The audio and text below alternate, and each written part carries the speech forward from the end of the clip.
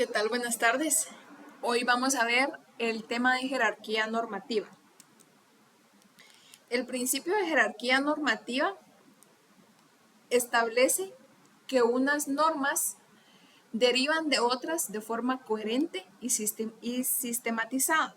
Es decir, existen escalones dentro del ordenamiento jurídico y que hay normas en una escala superior a otras, las cuales le dan fundamento a estas normas inferiores. Es decir, que las normas individualizadas encuentran su fundamento de validez en las normas reglamentarias en las leyes ordinarias y estas a su vez encuentran su fundamento en la Constitución.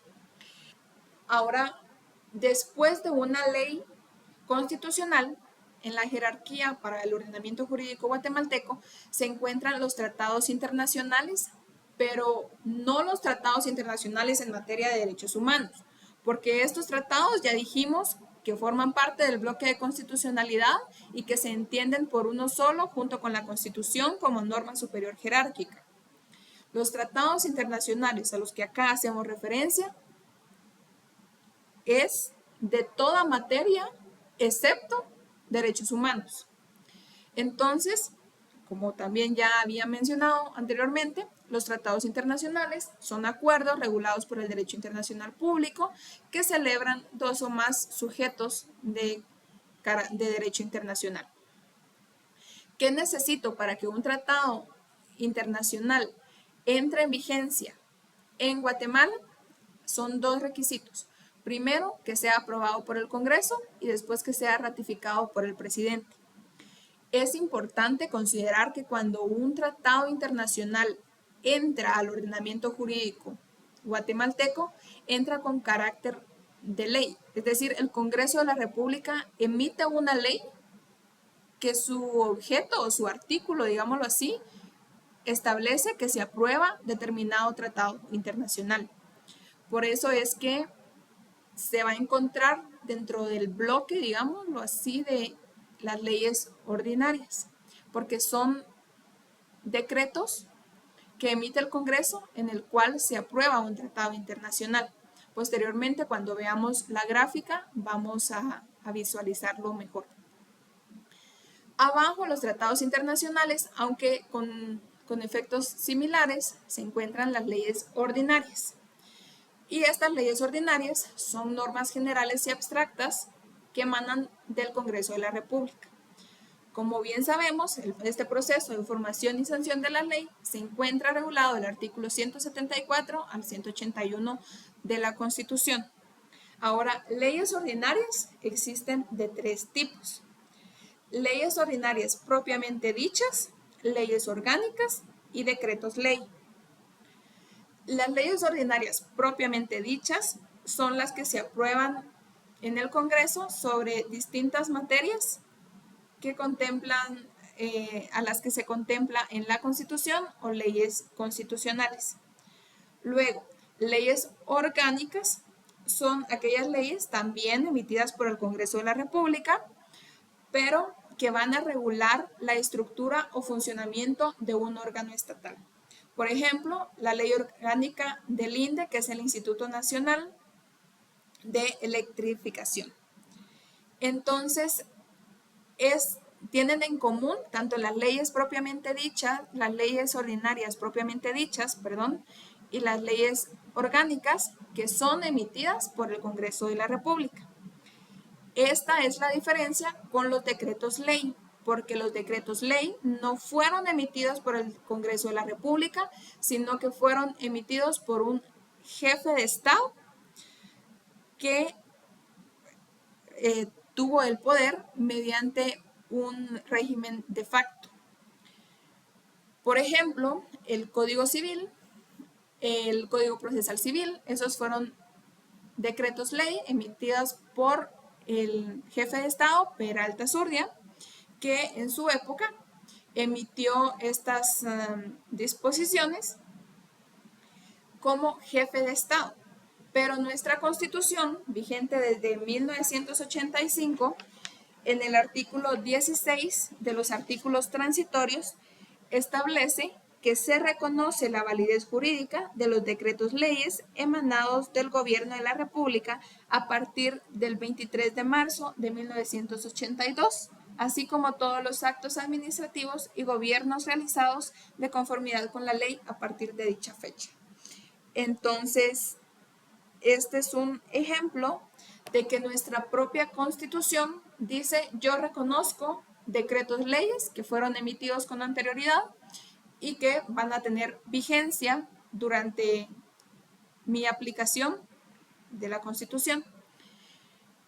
Entonces, esa sería, digámoslo así, si queremos visualizar un cuadro comparativo entre leyes ordinarias propiamente dichas y leyes orgánicas, tienen en común que son emitidas por el Congreso de la República. La diferencia es que las leyes orgánicas van a regular la estructura y funcionamiento de un órgano, por eso son orgánicas, mientras que las leyes ordinarias propiamente dichas no regulan la estructura o funcionamiento de un órgano, sino que van a hacer sobre distintas materias. Ley de minerías, ley de electricidad, ley del impuesto al valor agregado, entre otras. Estas dos, diferentes a los decretos leyes, que son normas emanadas por el jefe de Estado en un gobierno de facto. Luego, las disposiciones reglamentarias, jerárquicamente inferiores a las leyes ordinarias antes vistas. Entonces, ¿qué son disposiciones reglamentarias?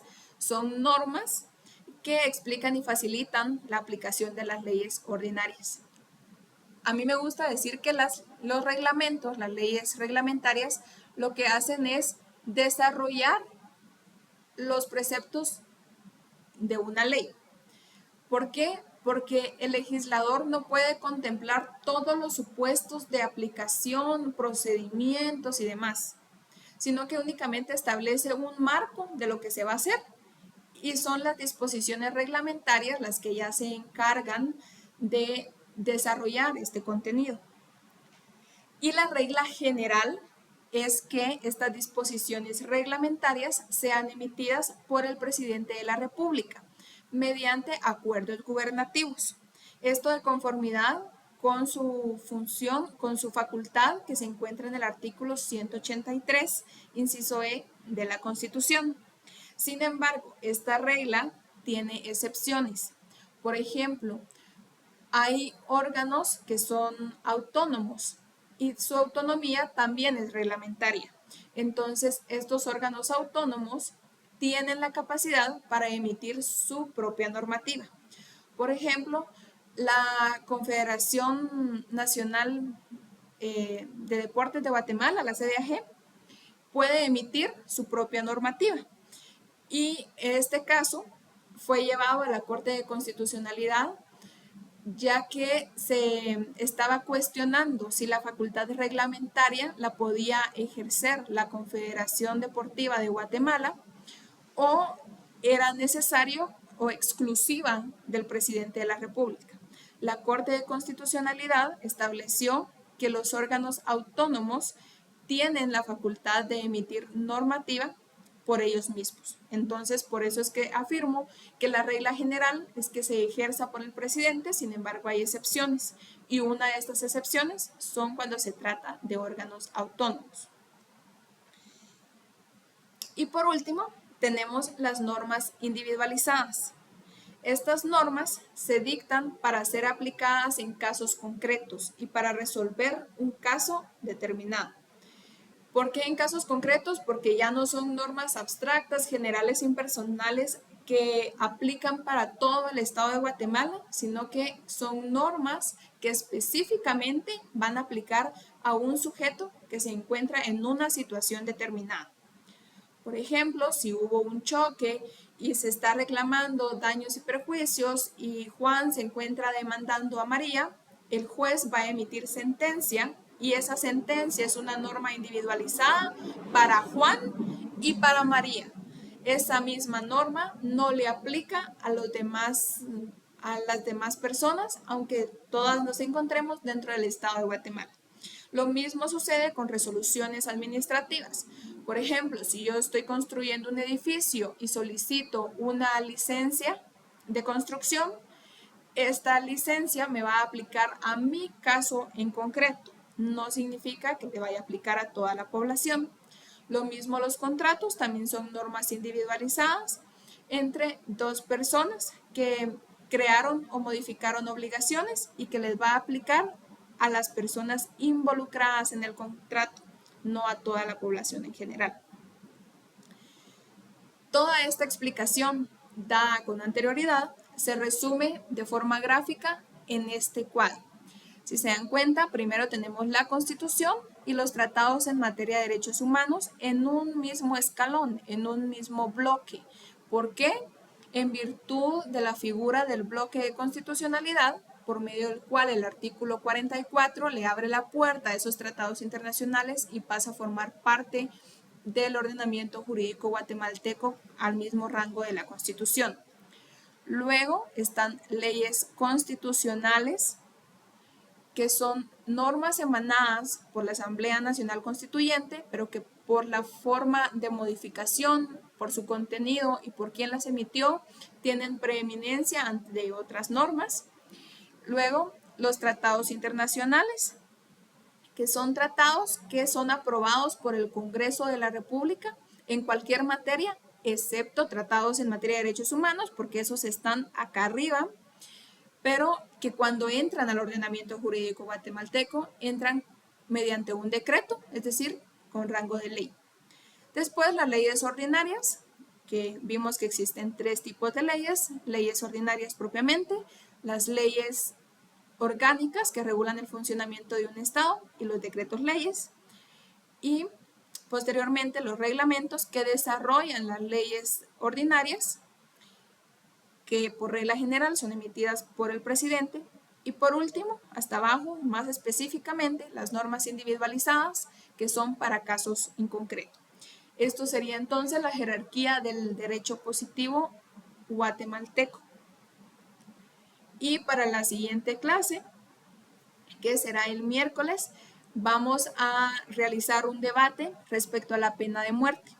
Individualmente tienen que subir a Classroom su trabajo individual, que es redactar argumentos, un breve resumen sobre la aplicación y la regulación, las normas que existen respecto a la pena de muerte, así como las razones por las que no se aplica en Guatemala la pena de muerte.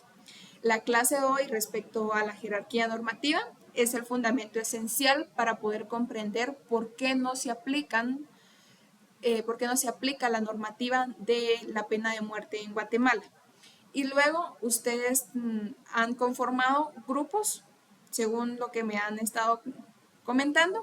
Entonces van a ser 4 grupos y van a haber debates respecto a la pena de muerte.